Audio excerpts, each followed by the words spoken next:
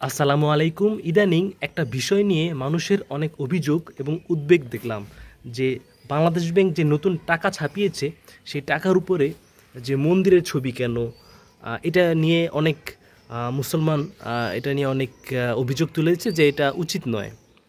তো আমি বলবো ভাইয়া, এটা তো টাকার উপরে যেই ছবি দেখছেন মন্দিরের ছবি, সেই মন্দিরের ছবিটা আসলে একটা স্থাপত্য, বাংলাদেশের ঐতিহ্য বা বাংলাদেশের সংস্কৃতির একটা অংশ।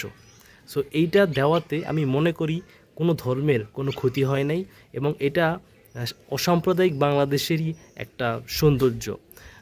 এখানে আমি মনে করি যে যেগুলা বাংলাদেশ ব্যাংক যে নোটগুলো ছাপিয়েছে, শুধু মন্দিরের না, মসজিদের ছবি ছাপিয়েছে, জাতীয় স্মৃতিসৌধের ছবি আছে সেখানে, এবং শহীদ মিনারের ছবিও সম্ভবত আছে।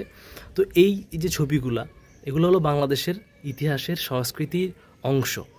এইখানে যদি আপনি ভাবেন যে এটা মন্দিরের ছবি দেওয়াতে মুসলমান সংখ্যাগরিষ্ঠ বাংলাদেশের অনেক সমস্যা হয়েছে, বা এটা আমাদের ছোট করা হয়েছে মুসলমান ধর্মকে, বিষয়টা অ্যাকচুয়ালি তা না। এগুলো স্থাপত্য, এগুলো বাংলাদেশের সংস্কৃতির অংশ।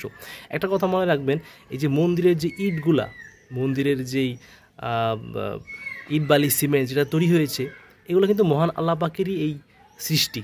এগুলো কিন্তু অন্য কোনো সৃষ্টিকর্তা বা তার সৃষ্টি না। মহান আল্লাহ পাকই ইট, আল্লাহ পাকের জমিন থেকে কিন্তু ইট বানানো হয়েছে, আল্লাহ পাকের জমিন থেকেই রড সিমেন্ট এগুলো নেওয়া হয়েছে। ওইখানে যদি কেউ কোনো হিন্দু বা কোনো হিন্দু ধর্মে বিশ্বাসী ওরা উপাসনা করে, সেটা তাদের ব্যাপার। বাট এই যে মন্দির, এই যে স্থাপত্যটা, এটা বাংলাদেশ সংস্কৃতির অংশ। এটা দিয়ে কোনোভাবেই কোনো ধর্মকে ছোট করা হয়নি, ঠিক আছে? সো এটা যদি আপনার টাকা, এই টাকা, মন্দিরের ছবিওয়ালা টাকা যদি পকেটে নিয়ে আপনি যদি মসজিদে নামাজ পড়তে যান, এখানে নামাজ না হওয়ার কোনো সুযোগ নেই। অবশ্যই নামাজ হবে না কেন? ঠিক আছে? সো আপনারা এত বিষয়গুলো এত ক্রিটিক্যালি নিয়েন না। সব বিষয়গুলো একটু বুঝে শুনে কথা বলুন, এবং একটা সুন্দর সংস্কৃতির সমাজের বাংলাদেশ বিনির্মাণে সচেষ্ট হন। একজন সুনাগরিকের পরিচয় দেন এবং একজন বুদ্ধিমান নাগরিকের পরিচয় দেন, যাতে দেশে বিদেশে সব জায়গায় বাঙালি যারা আছেন তাদের বিষয়ে মানুষ বলতে পারে তারা খুব সুস্থ মস্তিষ্কের, সুস্থ স্বভাবের লোক। সো আশা করি আমার এই ভিডিওটা আপনাদের ভালো লেগেছে। যদি ভালো লেগে থাকে তাহলে শেয়ার করুন তাদের ওয়ালে, তাদের পোস্টে, যারা এই বিষয় নিয়ে এখনও সন্দিহান। সবাইকে ধন্যবাদ। আসসালামু আলাইকুম।